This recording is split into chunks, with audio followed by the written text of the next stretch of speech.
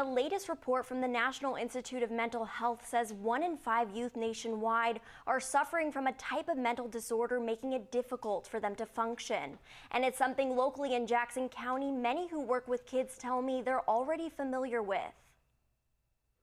We have seen an increase over the past 2 to 3 years of younger and younger students wanting to die. Oregon ranks as the worst state in the country for the prevalence of mental illness.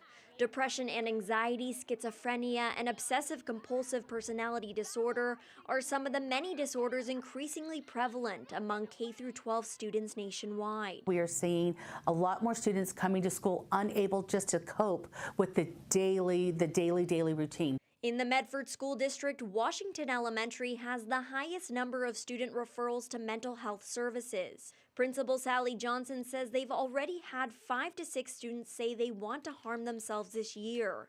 The youngest child is just 8 years old, and she says it's been increasing every year. We have so many kids who are traumatized. They have really difficult lives. They don't necessarily have the coping strategies, understanding how do I deal with this sadness I'm feeling? How do I deal with this depression? The latest report from the National Institute of Mental Health says 20% of youth nationwide are suffering from a mental disorder, making it difficult for them to function.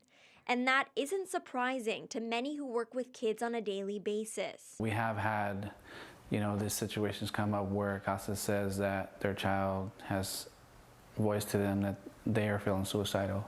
Dan Mata, the lead case supervisor for CASA Jackson County, says volunteers at the organization supporting abused and neglected children now need to be trained to watch out for warning signs. They have direct contact with the children. They have that sort of relationship with the child, so where the child would speak to them and open up with them. With 2 full-time counselors at Washington Elementary to help, Principal Johnson says they've been proactive in dealing with the issue on campus, but the work needs to continue at home. It's imperative that all adults take this seriously and not just brush it off and say, oh, my kid's just having a bad day.